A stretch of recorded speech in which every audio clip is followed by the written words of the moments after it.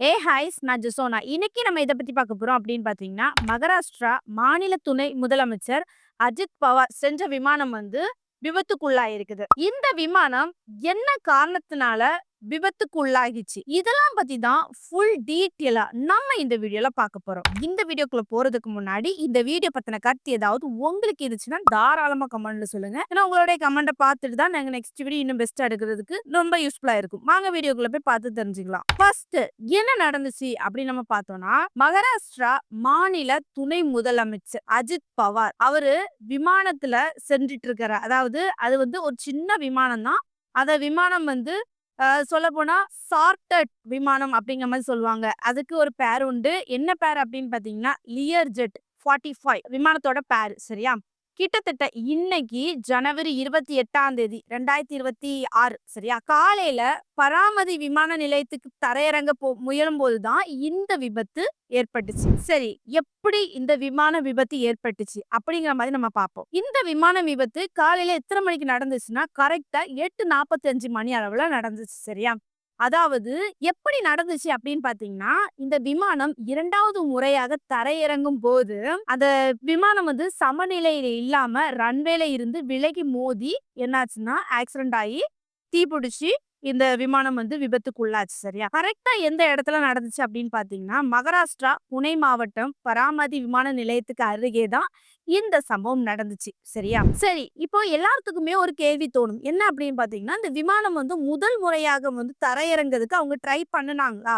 அப்படிங்கிற மாதிரி ஒரு கேள்வி வந்து தோணும். சரியா? ஆமா, முதல் முறையாக இந்த ஃப்ளைட்ட வந்து தரையிறக்குறதுக்கு ட்ரை பண்ணுனாங்க. என்ன அப்படின்னு பார்த்தீங்கன்னா, இந்த ஃப்ளைட்ட வந்து முதல் முறையாக ட்ரை பண்ணலாம் அப்படிங்கிற மாதிரி ட்ரை பண்ணிட்டே இருந்திருக்காங்க. இறக்கணும், தரையிறக்குறதுக்காக. அப்போ எல்லாம் அப்ராச்மென்ட் எல்லாமே வந்துடுச்சு.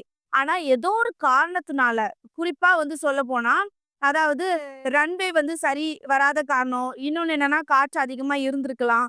ஏதோ ஒரு காரணத்தினால அங்க வந்து என்ன பண்ணிட்டாங்கன்னா, முதல் முறையா வந்து அந்த ஃப்ளைட்ட வந்து தரையிறக்க முடியாம, மறுபடியும் அந்த ஃப்ளைட் மேலேயே போய் சுத்திக்கிட்டே வந்திருக்குது. சரியா? அதுக்கு பிறகு 2வது முறையாக தான் இந்த ஃப்ளைட்ட வந்து என்ன பண்ணியிருக்காங்கன்னா, தரையிறக்குறதுக்கு முயன்றுருக்காங்க. ஆனா முதல் முறையாக இந்த ஃப்ளைட் வந்து தரையிறக்க முடியல. இத என்ன சொல்லுவாங்க அப்படின்னு பார்த்தீங்கன்னா, கோ அரவுண்ட் அப்படிங்கிற மாரி சொல்லுவாங்க. சரி, கோ அரவுண்ட்னா என்ன அப்படிங்கிற மாரி பார்த்தோம்னா, அதாவது இந்த விமானத்த வந்து தரையிறக்கும்போது முதல் முறையாக வந்து சரியாவே இருக்காது. ஏதாவது ஒரு சின்ன ப்ராப்ளம் இருக்கும். அப்போ விமானிகள் என்ன பண்ணுவாங்க அப்படின்னு பார்த்தீங்கன்னா, அத முதல் முறையாக வந்து இறக்கலாம் அப்படிங்கிற மாரி நினைப்பாங்கல்ல. முடியாத பட்சத்துல உடனே அந்த பிளேன வந்து மேல, அதாவது மேல சுத்திக்கிட்டே வருவாங்க. அதாவது அந்த தரையிறங்குற இடத்துல எங்கேயாவது இறக்கிடலாமா அப்படிங்கிற மாதிரி என்ன பண்ணுவாங்கன்னா, பார்த்துக்கிட்டே வருவாங்க. அதுக்கப்புறம் தான் என்ன பண்ணுவாங்கன்னா, 2வது முறையாக இந்த ஃப்ளைட்ட வந்து தரையிறக்குவாங்க. சரியா? அத தான் நம்ம வந்து என்ன சொல்லுவோம்னா, கோ அரவுண்ட் இல்லன்னா அ அப்ரோச் அப்படிங்கிற மாரி சொல்லுவோம். இது வந்து சாதாரணமா எல்லா ஃப்ளைட்லயும் நடக்கிற ஒரு விஷயம் தான்.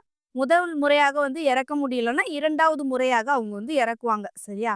இதுதான் அந்த கோ அரவுண்டோட மீனிங். அப்படி இந்த ஃப்ளைட்ட 2வது முதல் முறையாக தரையிறக்க முடியாம 2வது முறையாக தரையிறக்கிடலாம் அப்படிங்கிற மாரி நினைக்கும்போது தான், என்னாச்சுன்னா இந்த ஃப்ளைட் சமநிலை இழந்து ரன்வேல இருக்கும்போது மோதி அது வந்து விபத்தாகி அது தீப்பிடிச்சு எரிய ஆரம்பிச்சிடுச்சு. இதனால தான் அந்த விமானத்துல பயணம் செஞ்சவங்க உயிரிழந்திருக்காங்க. சரியா? இப்போ அந்த விமானத்துல வந்து எத்தன பேர் பயணம் செஞ்சாங்க? எத்தன பேர் உயிரிழந்தாங்க? அப்படிங்கிற மாரி பார்த்தோம் அப்படின்னு பார்த்தீங்கன்னா, அந்த விமானத்துல 5 பேர் பயணம் செஞ்சாங்க. 5 பேருமே உயிரிழந்துட்டாங்க. இத யார் சொல்றாங்க அப்படின்னு பார்த்தீங்கன்னா, டிஜிசிஏ சிவில் விமான போக்குவரத்து இயக்குனர் வந்து சொல்றாங்க. அதாவது இந்த விமானத்துல வந்து பயணம் செஞ்சவங்க 5 பேருமே உயிரிழந்துட்டாங்க.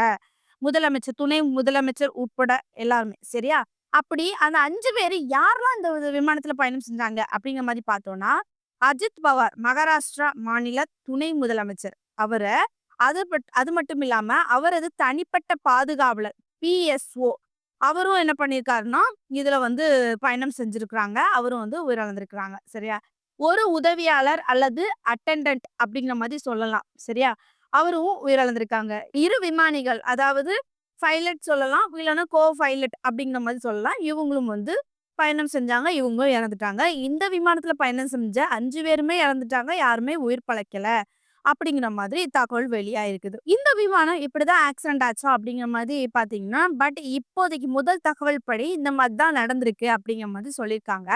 பட் இத வந்து விசாரணை பண்ணிட்டு வராங்க. குறிப்பா டிஜிசிஏ சிவில் விமான போக்குவரத்து இயக்குனர் வந்து இது எப்படி நடந்திருக்கும்? என்ன ஆச்சு? அப்படிங்கிற மாதிரி விசாரணை நடத்திட்டு வராங்க. சரியா?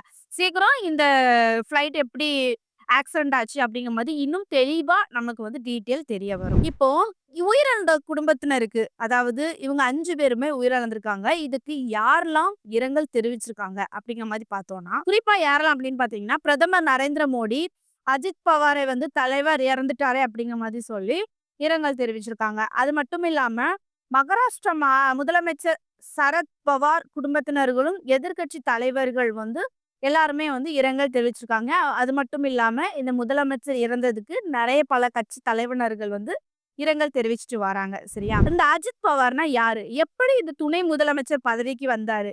எத்தன வருஷமா ஆட்சியில இருக்கிறாரு? அப்படிங்கிற மாதிரி பார்த்தோம்னா, இந்த அஜித் பவார் கிட்டத்தட்ட 40 வருஷத்துக்கு மேலா வந்து அரசியல்ல இருந்திருக்காரு. ஸ்டார்ட்டிங் 1982ல இருந்து 2026 வரைக்குமே அவர் வந்து அரசியல்ல இருந்திருக்காரு அப்படிங்கிற மாதிரி தான் சொல்லி ஆகணும். எப்படி அவருடைய அரசியல் பயணத்தோட ஸ்டார்ட்டிங் வந்துச்சு அப்படிங்கிற மாதிரி பார்த்தோம்னா, ஃபர்ஸ்ட் அஜித் பவார் 1982ல கூட்டுறவு சர்க்கரை ஆலய வாரிய உறுப்பினராக தேர்வு செஞ்சு அதன் மூலமா தான் இவரு வந்து அரசியல்ல வந்து கால் வைக்கிறாரு. சரியா? அதுக்கப்புறம் வந்து 1991ல பராமதி தொகுதியில இருந்து மக்களவை உறுப்பினராக எம்பியாக தேர்ந்தெடுக்கப்பட்டாரு. அதுக்கப்புறவு மாநில சட்டமன்ற உறுப்பினராக எம்எல்ஏ பதவியில இருந்து பல முறைகள் வந்து ஜெயிச்சிருக்காரு. சரியா? கிட்டத்தட்ட உத்தேசமா பார்க்கணும் அப்படின்னு பாத்தீங்கன்னா 8 முறையில வென்றிருக்காரு எம்எல்ஏ பதவியில. சரியா? அதுக்கப்புறம் மகாராஷ்டிராவுல பல முறை துணை முதலமைச்சராகவும் டெப்டி சிஎம் பதவியில வந்து வந்திருக்காரு. சரியா? பட் இப்போ இந்த விமான விபத்துனால இவர் உயிரிழந்திருக்கிறாரு. அதாவது என்னுடைய கருத்து என்ன அப்படின்னு பாத்தீங்கன்னா, முக்கியமா அவர் வந்து என்ன பண்ணியிருக்காரு, இந்த மாதிரி விமானம் விபத்து ஏற்படும் அப்படிங்கிற மாதிரி நினைச்சிருக்க மாட்டாரு. எப்பவும் போல ஒரு பிரச்சாரத்துக்கு, அதாவது பராமதி அந்த பகுதிக்கு வந்து பிரச்சாரத்துக்கு ஒரு மீட்டிங் 4 மீட்டிங் இருந்திருக்கு. அந்த 4 மீட்டிங்கையும் அட்டெண்ட் பண்ணிக்கிட்டு, சரி நம்ம வந்து மக்கள பார்த்து சந்திச்சுட்டு பேசிட்டு வரலாம் அப்படிங்கிற மாதிரி என்ன பண்ணியிருக்காரு, இன்னைக்கு கிளம்புனாரு. ஆனா அதுக்கு பக்கத்திலேயே இந்த விமானம் சேதமடைஞ்சு என்னாச்சு, விபத்துக்குள்ளாகி ஆக்சிடென்ட் ஆகி உயிரிழந்துட்டாரு. சரியா? பட் இந்த விமானம் இப்படிதான் விபத்துக்கு ஏற்பட்டிருக்கு அப்படிங்கிற மாதிரி முதல் கட்ட விசாரணையில வந்து தெரிய வந்திருக்குது. 2ஆம் கட்ட விசாரணை என்ன ஆச்சு அப்படிங்கிற மாதிரி இன்னும் டீட்டெயிலா வந்து சொல்லுவாங்க. சரியா? பட் இந்த விமானத்துல 5 பேரும் பயணம் செஞ்சாங்க. இந்த 5 பேருமே உயிரிழந்திருக்காங்க. சரி. நம்ம எல்லாருமே இந்த வீடியோ பார்க்குற எல்லாருமே இவங்க இறந்ததுக்கு இரங்கல் தெரிவிப்போம். இந்த வீடியோ பார்க்குற நீங்க, இத பத்தி நீங்க என்ன நினைக்கிறீங்க? மகாராஷ்டிராவுல உள்ள துணை முதலமைச்சர் உயிரிழந்திருக்காரு. இத பத்தி உங்களுடைய கருத்து என்ன? கமெண்ட்ல சொல்லுங்க. நெக்ஸ்ட் ஒரு வீடியோல சந்திக்கிறேன். பாய்.